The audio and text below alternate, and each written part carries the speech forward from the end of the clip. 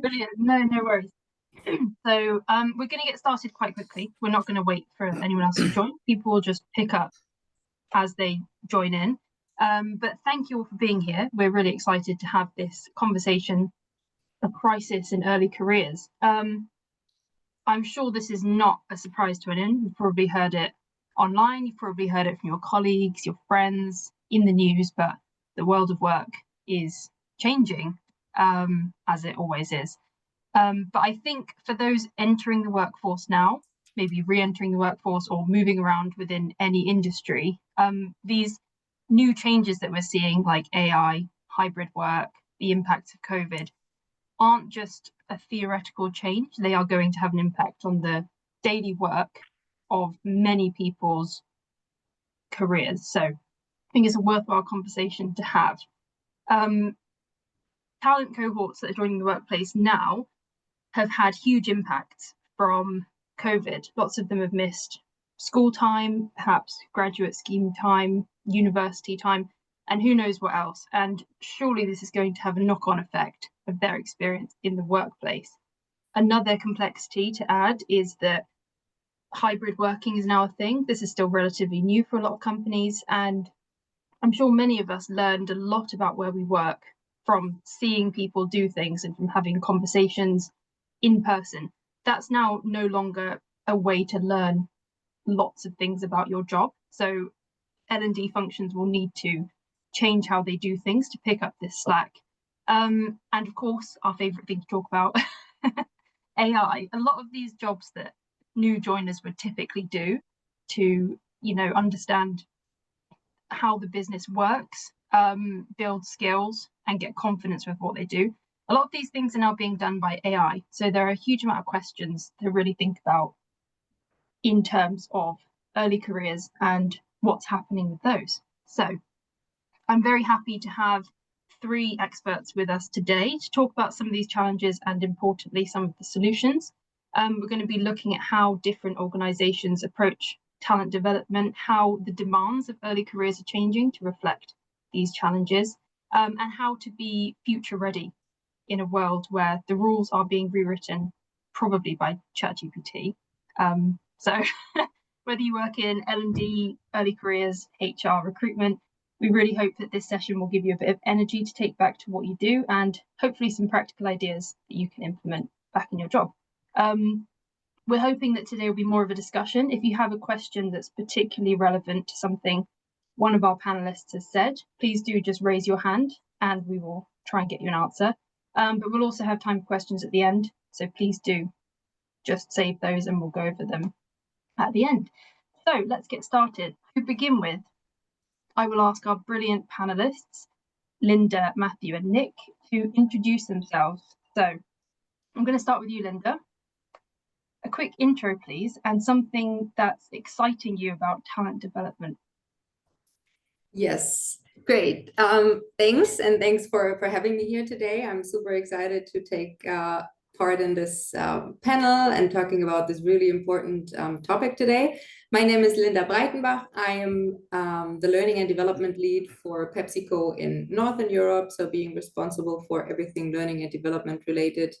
Also for the development of programs that we set up for our employees to develop themselves in different functions, different levels.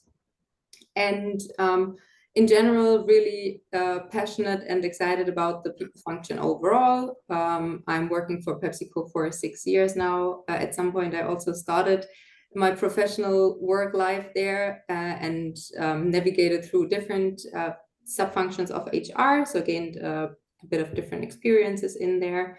And when it comes to what's exciting me about the future of talent development, then I would for sure say the shift towards the individualized development journeys that we will have or that we can offer to our employees in the future.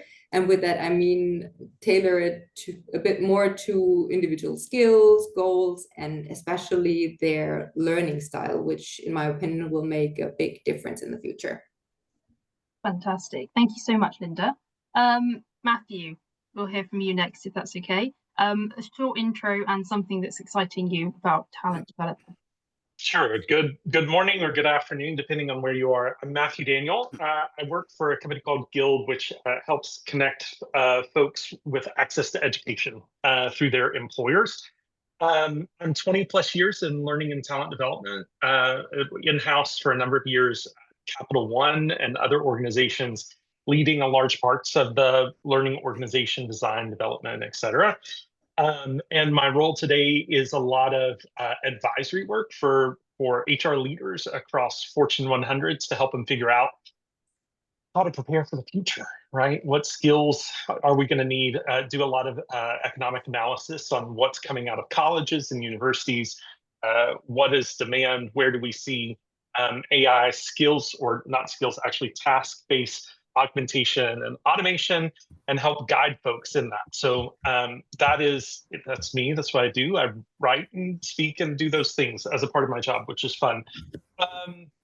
As far as what I'm excited about, it's actually, I think what I'm excited about is the democratization of access to coaching. I think what I'm seeing is, for many years, and I know that a lot of that is coming through AI in order to get scale. And so there is some reduction in inequality, at least for now, but there is still a super high increasing volume.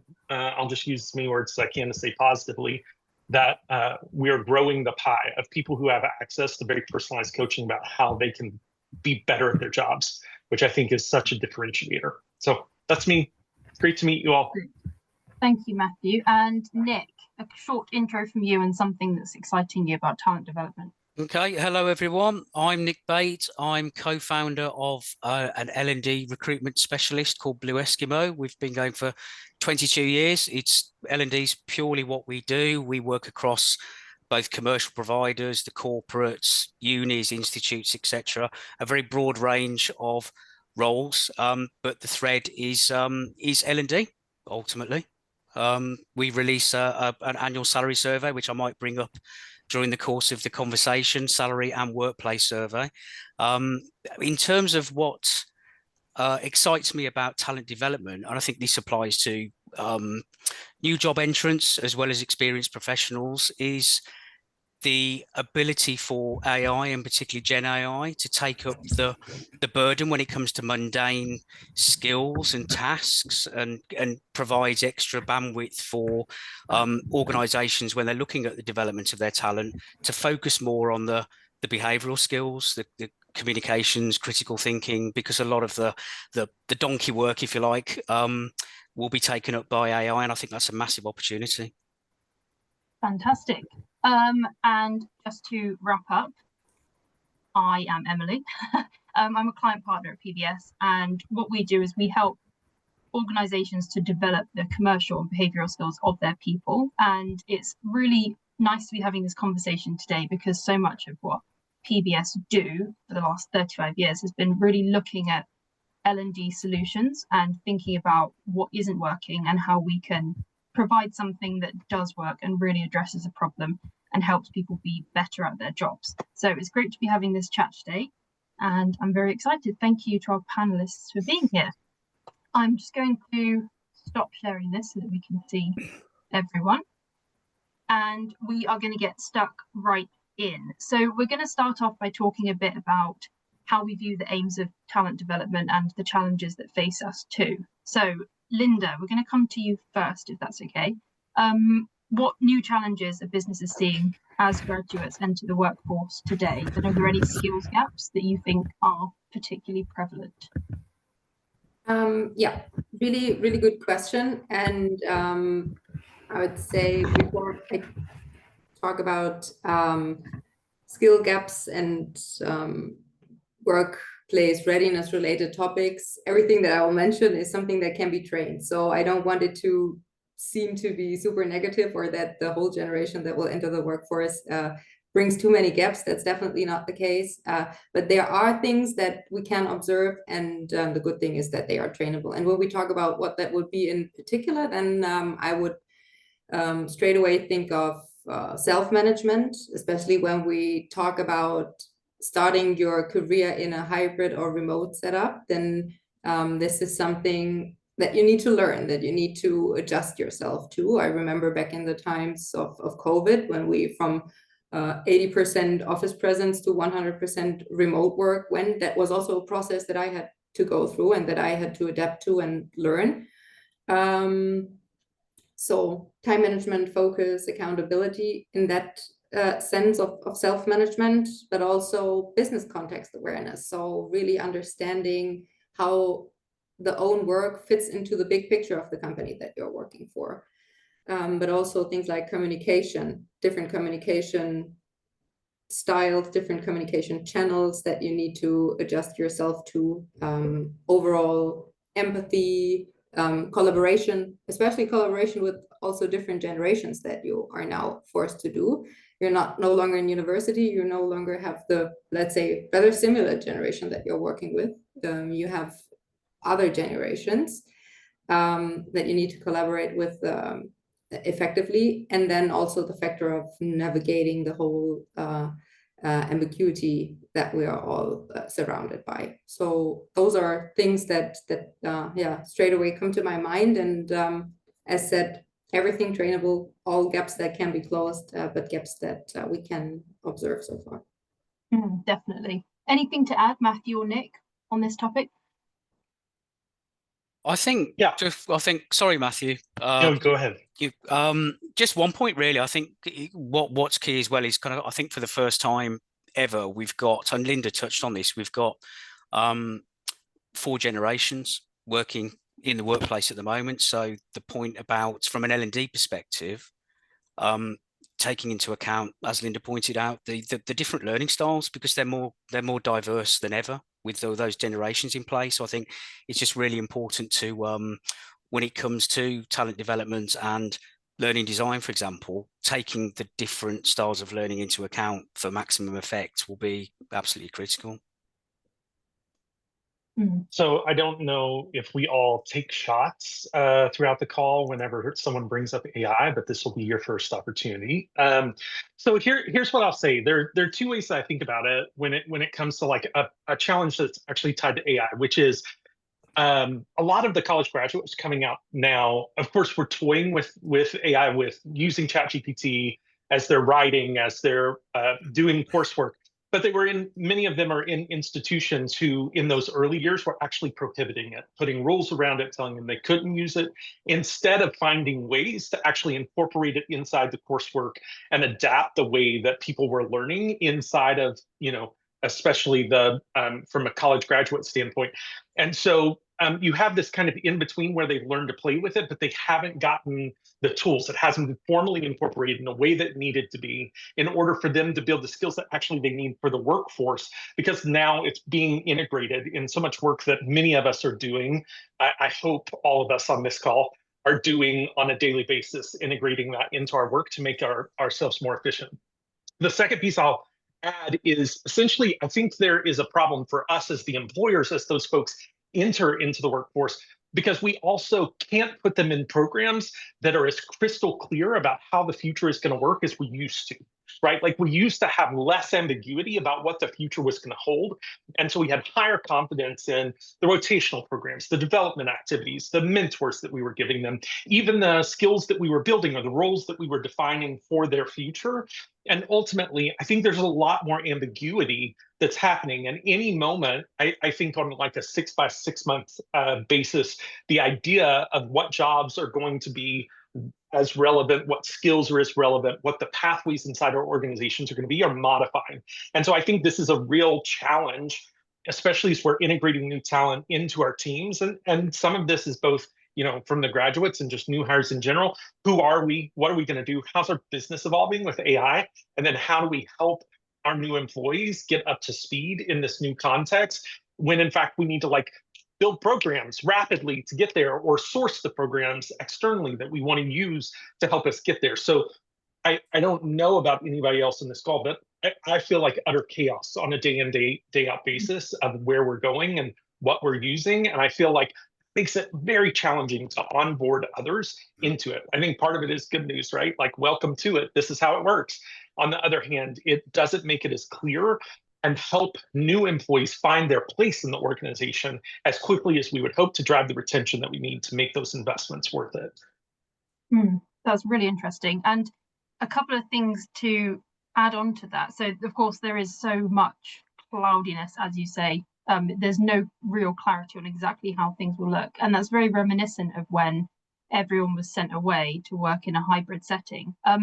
Linda, if we can come back to you, what's your experience been of the impact of working remotely or in a hybrid setting? Has that changed the way that people have come to understand the business and really gain that commercial understanding that's so essential for new hires? Yeah, another good question. And the overall answer I would give is, I would say yes, because in the past, when you've been in the office, you have been in touch with your colleagues on a daily level. You had the chance to have that, let's call it organic learning moments, because you're sitting next to someone, you're sitting together with other people from different functions, or really cross-functionally, and you had that opportunity more to shadow what people are doing and to have, for example, internal mentorship moments with colleagues being there as well. And yeah, the context seems to be a bit harder to grasp for them. So having less exposure to cross-functional conversations, for example, limits a bit of the big picture thinking. So really seeing who's doing what together with whom, how are things going, and who is collaborating with whom to drive the performance that we need, and how do I fit in with the contributions that I do to all of that. So I think there has been a change, and when we talk about what you can do still if you're in a remote environment working nowadays, then I would say that proactiveness really is key. So seeking that contact that you're missing on a face-to-face level, seeking it then on a virtual level, or having regular check-ins, for example, and ask the right questions that help you to understand better how things are going and how the business is running, and to get that commercial understanding that you need to succeed in the workplace. Yeah, that would be what comes to my mind. It really makes sense then, the thing you said earlier about people needing to improve their self-management. If they need to be more proactive and really seek out the information that they need to understand their place within a business, they do need to have that sort of seeking natural ability to find what they need. If we come to you next, Matthew, linking onto that a little bit, are you seeing any differences in how this generation learns, and is this shaping the approach of L&D provision? I love this question. I don't know about y'all. I'm a millennial, and I remember when millennials first showed up in the workforce, and everybody bitched and complained about how we worked and how we learned and how we thought about things. And oh my God, every ATD, Association of Talent Development meeting was about the differences between generations, and they just tore us a lot apart. And so I don't feel like that's a very productive thing to do about the generation entering the workforce. I mean, the answer is, do they do things differently? Yes, absolutely. They grew up in a different context, but every generation grows up in a different context, and every generation processes media and data differently. They have different tools that they've used. And so I do think we're seeing, like, does the newest generation love TikTok or like a short form video? Yeah, but so do you, right? When you're like in the kitchen, I think all of us are like using it to make short repairs on things at home, or maybe to do, I still use a cookbook, but I love a video that like walks me through it. And so I think it's the same data and information. It's showing up in a new medium, just like in an earlier, in the 20 teens, we introduced video into learning, like short form, quick videos in our learning systems. In the 20-aughts, we really invested in e-learning as a means of getting access to learning. So I think we're just in this next iteration. I do think that we are seeing, even in our own organization, that folks are showing up to have a dialogue with a GPT as well about what they need to know inside their organization.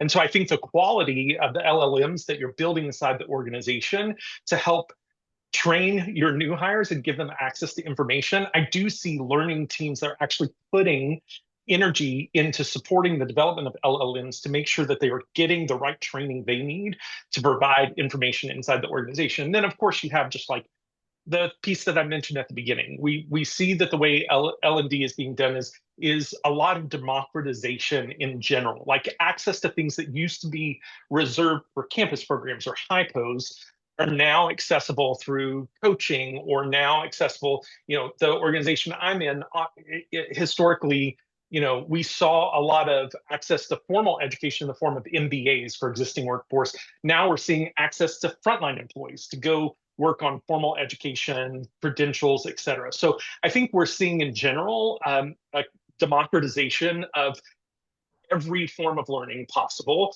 We're all trying to do it within the constraints of budget and at scale, which is consistently the challenge and always has been. I don't think we should look at this talent and say they really learn differently. I think what we have to look at is say, this is the new context in which everybody is communicating. How do we meet that moment? And instead of focusing maybe on it as a difference in generations or learning styles, et cetera, it's just a new medium, and we have to figure that out. I'll just say that's my point of view on the topic. I know others feel differently. Mm-hmm. Do you think that this embracing of new mediums that are easily accessible and digestible, do you think that has any impact on cohort cultures, like either within new talent groups or within organizations as a whole?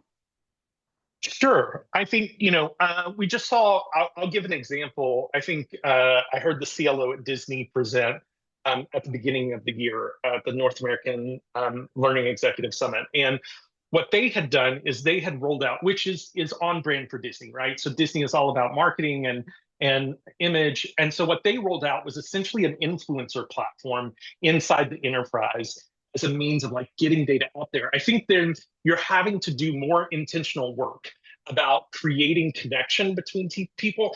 And I do think, again, hopefully it doesn't sound like I'm trying to just take a different view than everybody else on this. Hopefully most folks see it the same way as I do. But ultimately, I've worked remotely. I'm 22 years into my career. I've worked remotely 20 of those 22 years. And I've led organizations of 25 and 30, and I've had people across the globe. And we've always worked in these we've had to onboard people in different kind of situations, different technology and access to different things.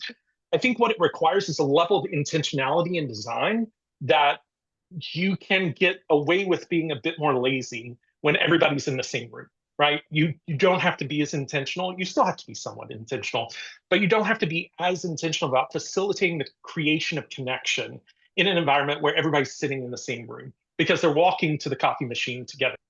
I think in a world where that organic work isn't there, then L&D or whomever is responsible for creating connection, associate or employee experience, et cetera, has to find a way to facilitate intentionally those connections and teach people how to network internally when you're doing it hybrid. Now, I do think there is a lot of benefit, especially for early folks in their career, to show up in person and for us to facilitate as much of that as we can and model for it.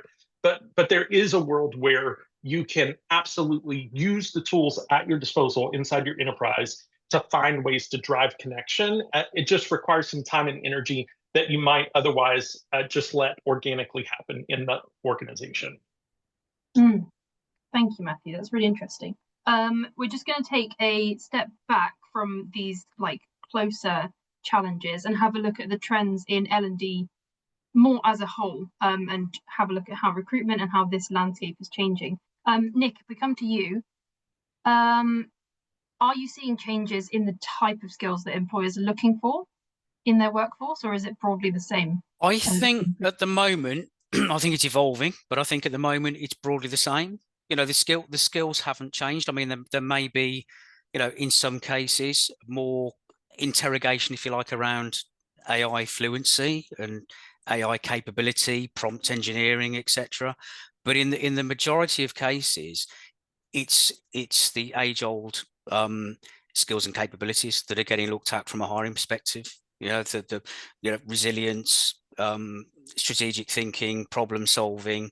Those are all uncovered if it's done right in behavioral interviewing, and those techniques haven't evolved greatly, but I think the emphasis, as I said, has changed somewhat.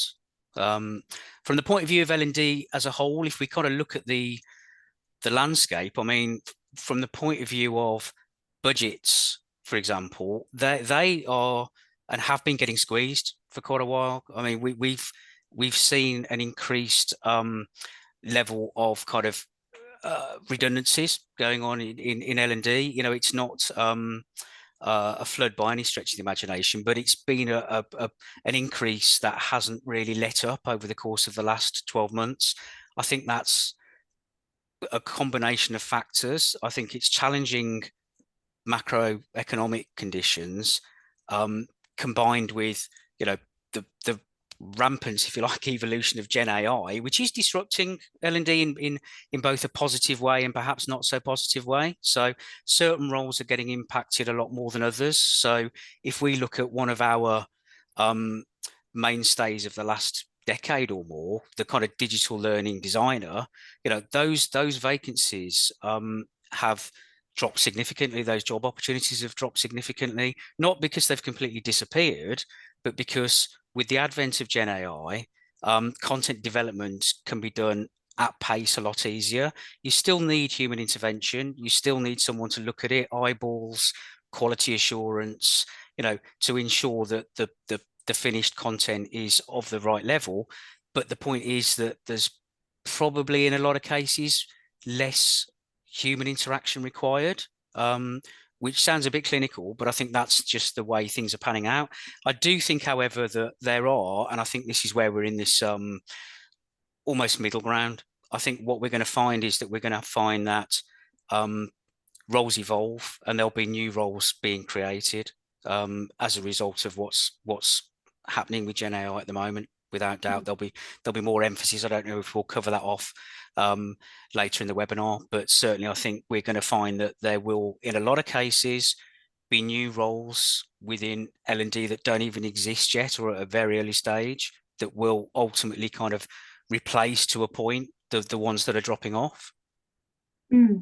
Interesting. I think you're right that there's a lot of opportunity, and as you said, Matthew, there's a real lack of clarity in what things are going to look like because everything's moving so fast. And just to come to you next, Linda, do you see AI impacting the way that L&D delivers programs or supports graduates? I know we've had a couple of discussions about how you're using AI in your programs, and it'd be great to hear a little bit about that. Yeah, I definitely see a positive impact of AI when it comes to the development of those programs, especially when I think about what we are currently doing. So basically what I can refer to. And I see I see us incorporating AI on different levels. So on the data insights as a basis, for example. So we have way more data that we can more detailed work with. And then based on that, we can think of rather personalized learning approaches or development approaches that we are thinking about. And we also incorporated in specific ways, for example, creating that safe space. If we're talking about that generation entering the workforce, having probably 1 or 2 years experience, that's the people that we consider for one of our early career development programs.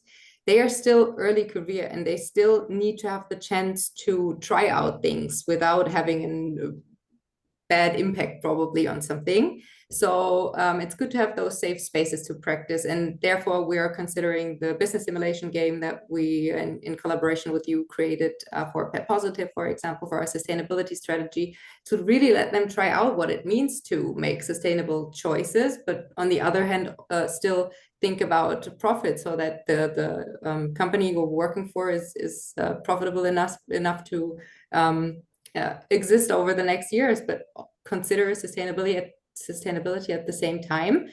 And on the other hand, what we also have in place now is simulations on different topics that they can try out and see how good they are already or what they can still improve. So for example, around giving and receiving feedback. how to give constructive feedback to someone in an efficient way, something that you've probably not been confronted with at that stage in your career, that you can try out in that super safe space and just see how it goes and how someone would probably react, which is a really nice way to incorporate AI into the L&D programs that we have in place. Brilliant. It's been really nice to hear from you, Matthew and Linda, how this democratization of access to learning tools is really allowing people to learn not just theory, but actually have a go at things. Do you think, and this is for all our panelists, do you think that these are going to be more in-demand skills than perhaps degrees or formal qualifications? Are they going to be more sought after to have the skills to actually just do things at work?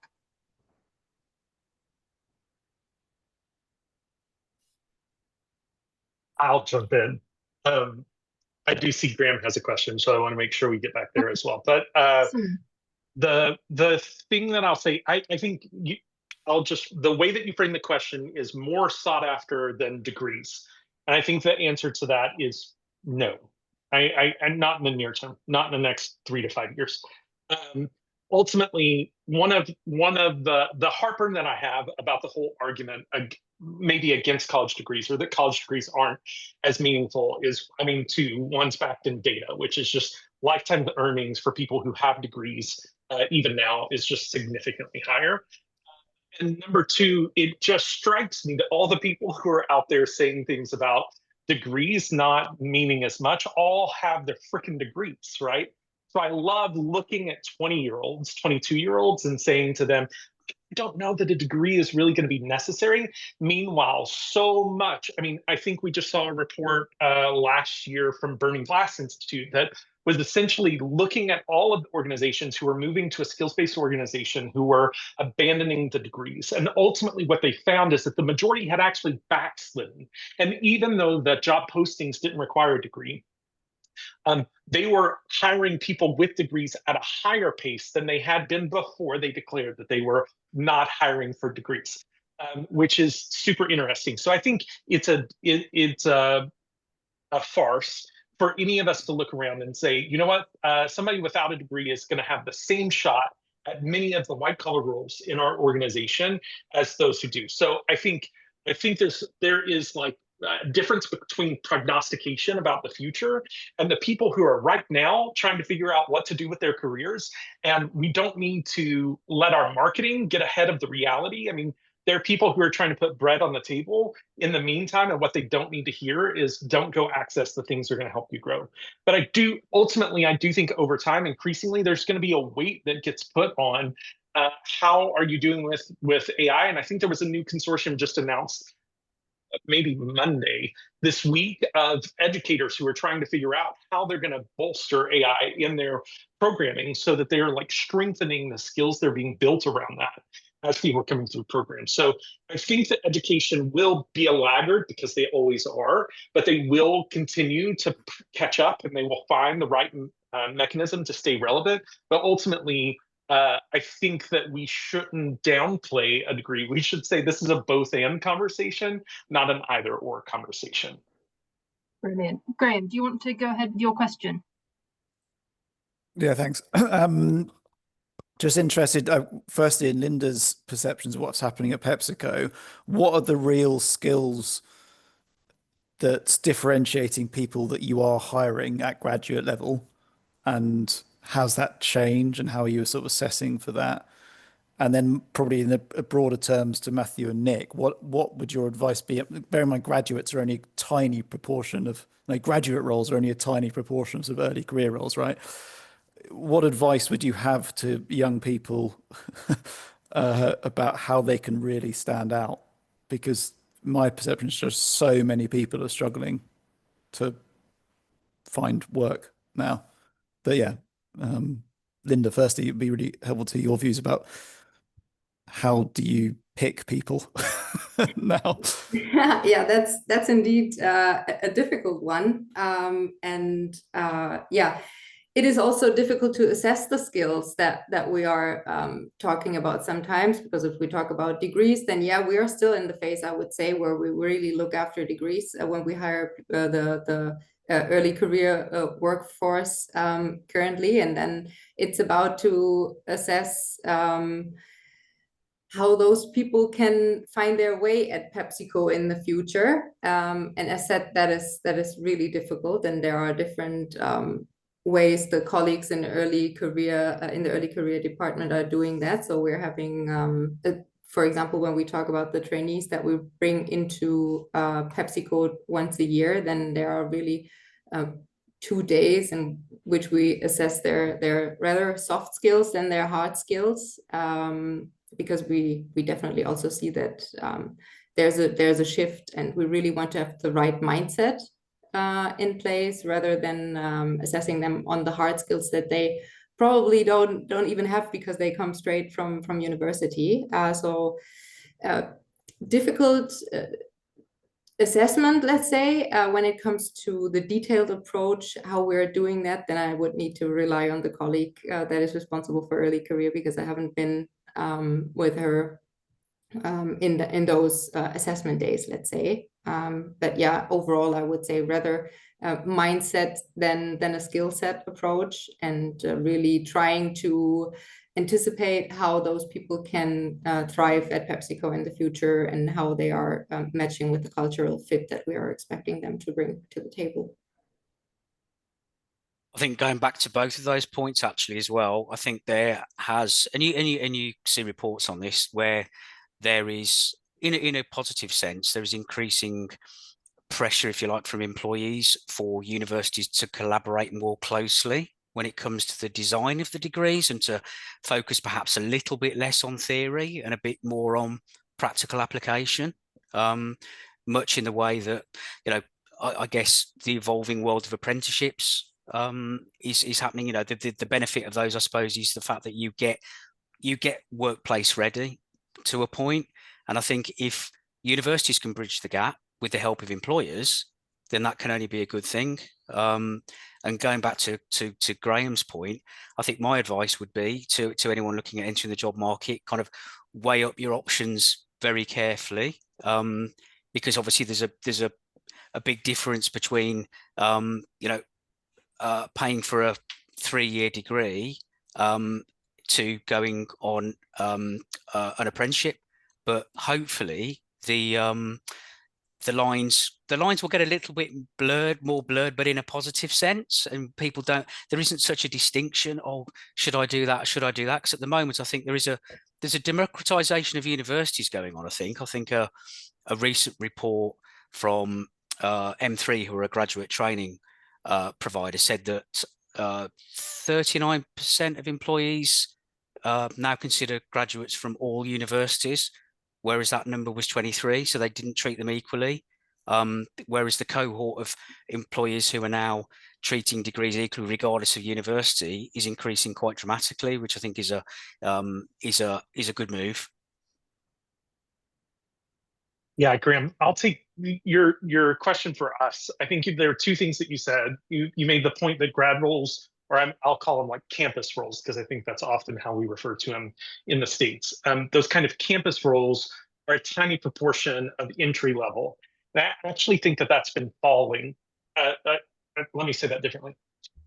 It's been an increasing proportion of entry-level roles. I shared this with you all a bit in a prep call that we had a couple weeks ago, but because we have a number of different employers that we partner with, they're large organizations, they share a lot of data with us, and we get to analyze that data to help determine what kind of mobility the learners are who are coming through our programs. And when we look at it, a lot of times we imagine that the shape of our org structures is a bit like this, like a pyramid, right? Executives at the top, the fewest number, and really heavy at the front line. The truth is, and I'm going to use, again, US language, because frankly, I just don't know EU or UK language around this, but essentially you have your exempt population, your salary population above the line, your non-exempt hourly employees below the line. And it turns out that it's a bit more like an hourglass shape with a pyramid on top. So it still does, certainly at executive levels, look like that. But actually, the number of entry-level roles has been falling for years. And it's ultimately because of automation. Long before AI, it's because there were less admins and secretaries. There were less junior folks that were needed to execute daily work. There were more SaaS platforms for most of us to work with that allowed us to get more efficiency out of our day. Productivity has been driving up for many, many years. And so as a result of that, there have been fewer and fewer entry-level jobs in general. For right or wrong, I personally have a feeling of wrong, but for right or wrong, grad programs, those campus programs, maintain their popularity despite the compressing number of entry-level jobs. And so the impact is felt less by campus, that kind of hippocampus hiring, than it actually is by the rest of the workforce trying to get into those higher paying white collar jobs. They have fewer slots to grab, and those slots are being reserved for these campus hires that are being made. And ultimately, I think there's a reason companies do that. They're trying to use that as a future talent pool. And to the question of what tips would I give somebody coming through these programs, and that is, to follow up on Nick, if you can get an apprenticeship, do. If you should be interning every summer inside a business that's going to help you build a story about where you're going. You should be volunteering outside of the work that you do to help tell a story about how you are building skills. And most importantly, you should learn how to story tell. Because ultimately, if you don't have a means of interpreting, and it's actually a really fascinating thing. We did a study not too long ago around the articulation of skills. And it turns out not only we all kind of know the adage that women in general feel less confident applying for a job if they don't display the majority of the skills needed. There's a problem that actually is upstream of that, which is that also women feel less confident articulating their skills at all. When we did our study, we found that men were willing to say, these are the skills that I hold. Women actually were struggling to articulate their skills at all, out of, I'm sure from a sociology standpoint, maybe confidence, context. Again, that is here in the States. That's where we were doing that study.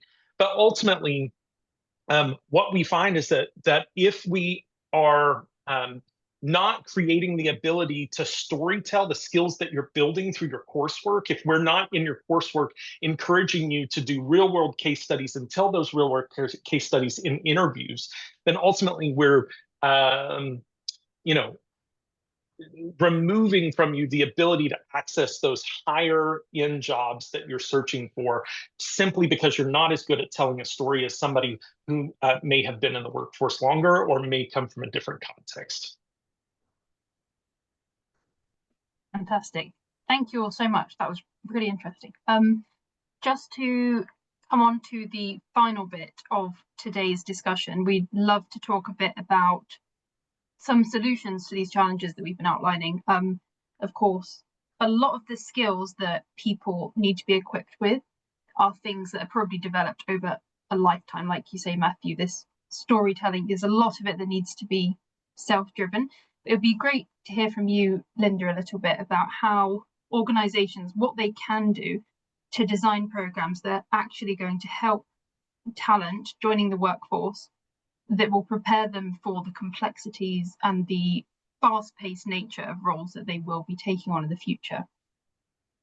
Yeah, that's a good and important question. If I again relate to the graduate program that we have in place, then one really nice part of it, in my opinion, and really important part of it, which brings that program into a good shape, is that they do, for example, project work. It's a program that is open for every function that we have at PepsiCo.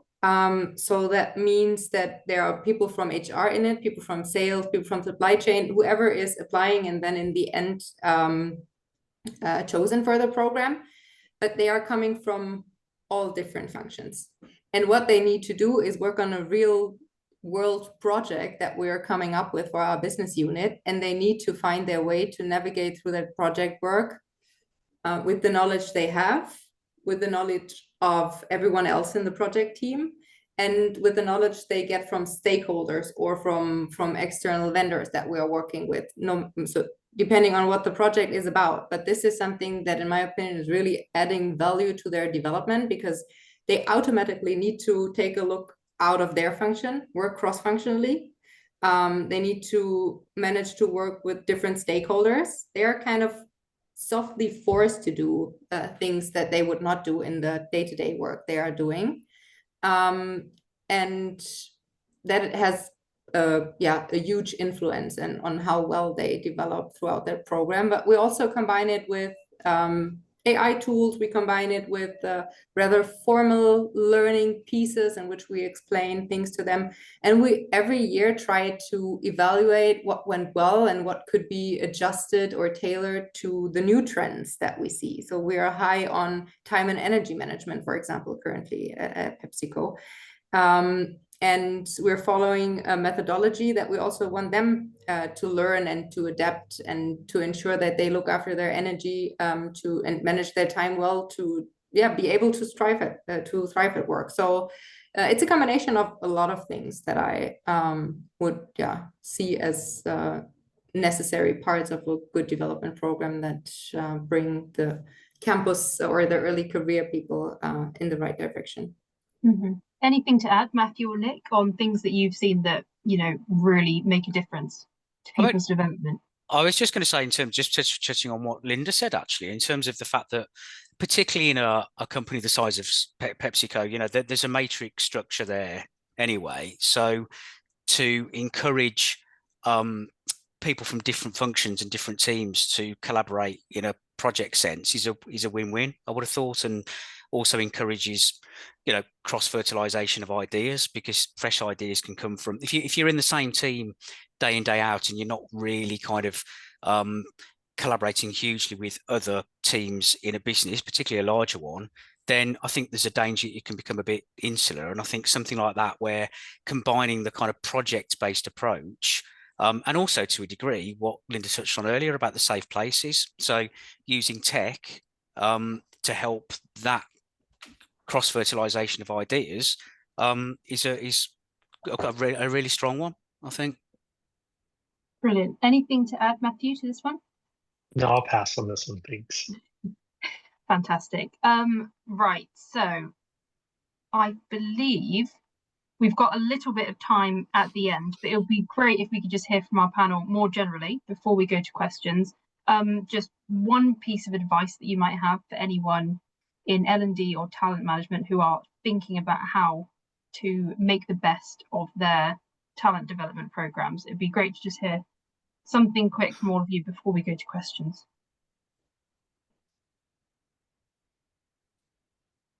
Data is everything. That's my simple advice, is if you're not gathering data to tell your own stories about what's working, what's failing, if you're not telling the ROI or impact of what you're doing, if you're not finding ways to collect and make that data available to other pieces of the business, you risk a loss of headcount and a loss of access to platforms. You most importantly risk a loss of relevance to the business. And so this is not necessarily a topic we've covered up to this point, but it feels like at this moment, I'll put a plug in for whatever you're doing, getting to a quantitative view of the impact that you're having, to make sure, in a world that's going to become increasingly scrutinize our spend, our platforms, our tools, then we've got to make sure that gathering the data that tells us, from the learner's perspective, how well we're doing, and from the business's perspective, what impact we're having. Fantastic. Anything from you, Nick, next? Well, just touching on that point, I mean, I think, yeah, certainly improved diagnostics, you know, that can really make a difference when it comes to assessing job readiness, essentially, and can also help to track how employees can add, new starters or not, can contribute value to the business. You know, the data will tell that story, and I think really harnessing the new platforms that are coming out to, I guess, identify and map skills so that you can track those better and see what needs to improve and see where the gaps are ultimately. Fantastic. And Linda, What would your advice be? That has already been great recommendations, and I would add to that focus on mindset and try to from early on try to educate the next generation entering the workforce as best as possible to be good adapters and to really be as resilient as possible to succeed in a work environment that is changing so often, and to really try to see the big picture and be also open to, for example, cross-functional moves, consider alternative career path, and try to early on incorporate that, and and keep being curious. Exactly. Brilliant. Thank you all so much for all your thoughts and comments. This has been so incredibly interesting. And of course, this is not a sales pitch for PBS, but as I'm sure, as Linda's mentioned, what we do at PBS is help people gain experience in actually solving problems at work. And so despite complexities and changes, people really do need a safe space in which to practice things and gain experience in how to do things in the workplace. And obviously that's a big challenge when you have new starters. They've not really had a go at anything yet. So if you are interested in any of our simulations, then myself or Graham or anyone in our team would love to have a coffee with you. But for now, let's go into some questions. If anyone has anything, feel free to pop your hand up or just take yourself off of mute if you've got any questions, or share them in the chat. Do we have any questions?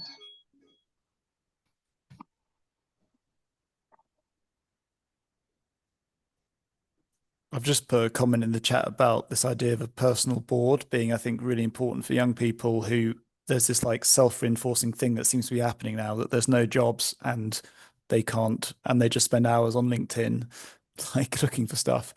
But I don't see these people actually making an effort to get out from behind their desk and meet people. And people claim they have no network. Everybody has a network if they think hard enough about who it is. And it's normally the people, 2 or 3 points removed from you that are going to be able to, the most interesting opportunities are ones that are never advertised. And I still see plenty of those around. So that would be my message of hope. I don't know if other people agree, but that's just my own view. Yeah, we've got on our website, blueeskimo.com, we've got the survey I mentioned, but we've also got quite a significant guide to help job seekers, of which there are increasing numbers in the market. One of the things that covers is personal brand, because at the end of the day, clicking apply, you might get results that way, but engaging with people, particularly over LinkedIn, building your personal brand, commenting, and just being active is much more effective and efficient than purely just thinking, right, if I apply for that job, I might get it. And it goes back to what you said, Graham, about the network. Keep fostering it. As a CV's for when you want to get a job, a network's for life, isn't it? Ultimately, yeah. Yeah, it really is, and it's nice to have a good message to end on. AI is not going to take your job; it's going to help you do your job. And people are out there to help. You just need to find them. Brilliant. If anyone has any other questions, feel free to put them in the chat, or, as I said, raise your hand. But otherwise, as Kylie's just added, this will be put on our YouTube channel, so you can come back and listen to any of the brilliant answers that we've had. But thank you all so much for joining today. It has been fantastic to have this discussion, and thank you so much, Nick, Linda, and Matthew, for all of your thoughts. It's been brilliant to talk to you, and please do connect with everyone on LinkedIn, grow that network, and we'll see you all soon. Thank you. It's been a pleasure. Thank you. Thank you. Bye. Bye.